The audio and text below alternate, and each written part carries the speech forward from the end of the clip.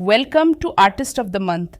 और इस महीने हम 20वीं सदी के सबसे महान अपराध उपन्यासकारों में से एक पीडी जेम्स के बारे में जानेंगे।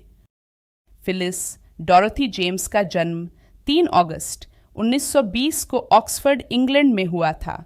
उनका लालन पालन लडलो, श्रॉपशायर और कैम्ब्रिज में हुआ था। उनका प्रारंभिक जीवन कठिनाइयों से भरा रहा। उनकी मां मानसिक बीमारी से जूझ रही थीं और उनके परिवार को आर्थिक कठिनाइयों का सामना करना पड़ा, जिसके कारण जेम्स को 16 साल की उम्र में अपने परिवार का भरण पोषण करने के लिए स्कूल छोड़ना पड़ा। द्वितीय विश्व युद्ध के दौरान जेम्स ने एक टैक्स कार्यालय में और बाद में एक अस्पताल प्रशासन में काम किया, एक ऐसा अनुभव जिसने उनके बाद के लेखन को बहुत प्रभावित किया।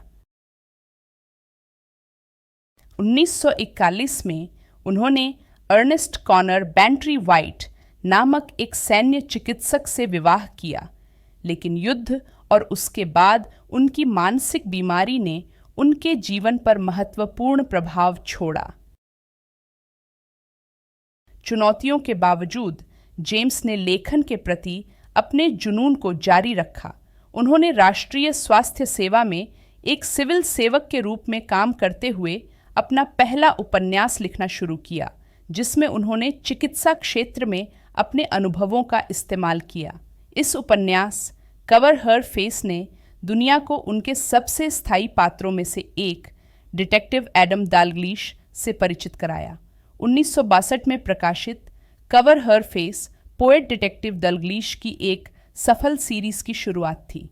वर्षों के दौरान वह साहित्य के सबसे प्रिय डिटेक्टिव्स में से एक बन गए, जो 14 उपन्यासों में दिखाई दिए, जिनमें से प्रत्येक अपने जटिल कथानक और गहरी मनोवैज्ञानिक अंतर्दृष्टि के लिए जाना जाता है।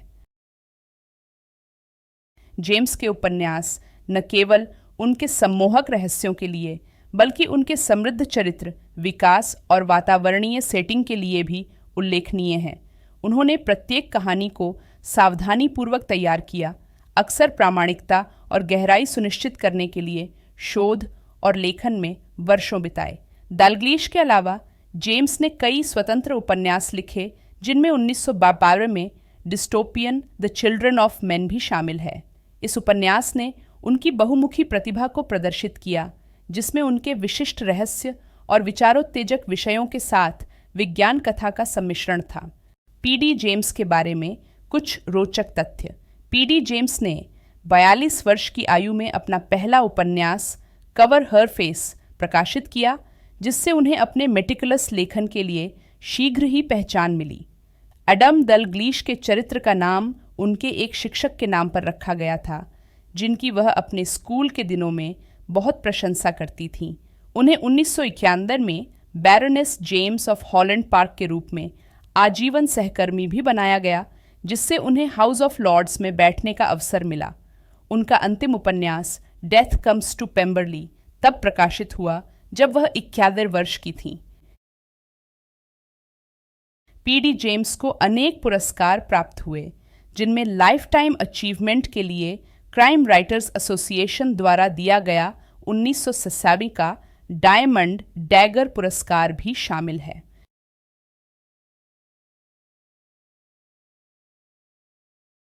एडम दालग्लिश एक प्रतिष्ठित जासूस और प्रकाशित कवि पीडी जेम्स की प्रसिद्ध रहस्य सीरीज के नायक हैं। 14 उपन्यासों में दालग्लिश मानव स्वभाव के सबसे अंधेरे पहलुओं का सामना करते हैं, अपनी बौद्धिक कठोरता और दयालु हृदय का प्रदर्शन करते हैं। दालग्लिश की यात्रा कवर हर फेस से शुरू होती है और 14वीं पुस्तक द प्राइवेट पेशेंट के साथ समाप्त होती है। इन सभी उपन्यासों में एडम दालग्लिश ईमानदारी और बुद्धि के प्रतीक बने हुए हैं, जो गहन अंतर्दृष्टि और सहानुभूति के साथ मानव स्वभाव की जटिलताओं को समझते हैं। पीडी जेम्स की शानदार कहानी और जटिल कथानक दालग्लिश सीरीज को अपराध कथा शैली की आधारशिला बनाते हैं। इस सीरीज को एक सफल टीवी शो में भी बनाया गया था। कॉर्डेलिया ग्रे एक दृढ़ निश्चयी और साधन संपन्न युवा प्राइवेट इन्वेस्टिगेटर पीडी जेम्स की कॉर्डेलिया ग्रे सीरीज की नायिका है। हालांकि वह केवल 2 उपन्यासों में दिखाई देती है, लेकिन ग्रे का चरित्र अपनी तीक्ष्ण बुद्धि और दृढ़ निश्चय के साथ रहस्य शैली पर एक स्थायी छाप छोड़ता है। सीरीज में an unsuitable job for a woman और the skull beneath the skin शीर्षक शामिल हैं। इन 2 उपन्यासों में कॉर्डेलिया ग्रे के चरित्र को उसकी लचीलापन, बुद्धिमत्ता और सहानुभूति द्वारा परिभाषित किया गया है। वह साहस के साथ सामाजिक अपेक्षाओं और व्यक्तिगत चुनौतियों का सामना करती है, जासूसी दुनिया में अपनी जगह बनाती है। पी.डी. जेम्स द्वारा कॉर्डेलिया ग्रे का चित्रण प्रतिकूल परिस्थितियों का सामना करने वाली महिलाओं की ताकत और दृढ़ संकल्प का प्रमाण है। जासूसी शैली से आगे बढ़कर यह उपन्यास एक ऐसे भयावह भविष्य में स्थापित है जहां मनुष्य बांझ हो गए हैं। कहानी ऑक्सफोर्ड के इतिहासकार थियो फेरन पर आधारित है, जो असंतुष्टों के एक समूह के साथ जुड़ जाता है जो दमनकारी सरकार को चुनौती देना चाहते हैं। द चिल्ड्रन ऑफ मैन को भविष्य के अपने भयावह दृष्टिकोण और आशा, निराशा और मानवता के सार जैसे विषयों की गहन खोज के लिए सराहा जाता है। इसे बाद में समीक्षकों द्वारा प्रशंसित एक फिल्म में रूपांतरित किया गया। यह स्वतंत्र उपन्यास जेम्स की जासूसी कहानियों से अलग है, जो अपराध के मनोवैज्ञानिक प्रभाव पर ध्यान केंद्रित करता है। यह फिलिपा पैल्फ्री की कहानी बताता है, जो एक गोद ली हुई बच्ची है जो वयस्क होने पर अपने जैविक माता पिता की तलाश करती है। उसे पता चलता है कि उसकी माँ एक दोषी कातिल है और उसका पिता एक पीड़ित था। जैसे ही फिलिपा अपनी नई पहचान को समेटने की कोशिश करती है, वह खुद को सच्चाई की तलाश में उलझा हुआ पाती है, जिसके विनाशकारी परिणाम सामने आते हैं। उपन्यास को इसके गहन चरित्र अध्ययन और पहचान, परिवार और बुराई की प्रकृति जैसे विषयों की खोज के लिए सराहा जाता है। इस उपन्यास में पी.डी. जेम्स ने प्राइड एंड प्रेजुडिस की कहानी को जारी रखते हुए जेन ऑस्टिन को श्रद्धांजलि दी है। ऑस्टिन के उपन्यास की घटनाओं के 6 साल बाद की कहानी में एलिजाबेथ और डार्सी की जिंदगी पेम्बरली के जंगल में हुई एक हत्या से अस्त व्यस्त हो जाती है। जब वे परिवार का नाम साफ करने और सच्चाई को उजागर करने की कोशिश करते हैं, तो जेम्स ऑस्टिन की शैली को अपनी शैली के साथ सहजता से मिलाते हुए एक आकर्षक और सुंदर रहस्य रचते हैं। इस उपन्यास को एक टेलीविजन मिनी सीरीज में भी रूपांतरित किया गया था। पी.डी. जेम्स ने 90 की उम्र तक लिखना जारी रखा, जो उनके जुनून और समर्पण का प्रमाण है।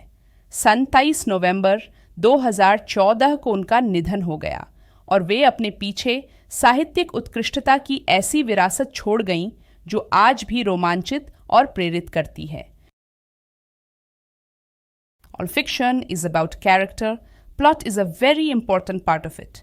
But without character, you have nothing. PD. James के पात्र और कहानियाँ उनके पाठकों के दिलों में जीवित हैं, जो उनकी प्रतिभा का सच्चा प्रमाण है। Hope you enjoyed the Artist of the Month segment about the exploration of P.D. James's life and works. That's all for today. Hope you enjoyed watching.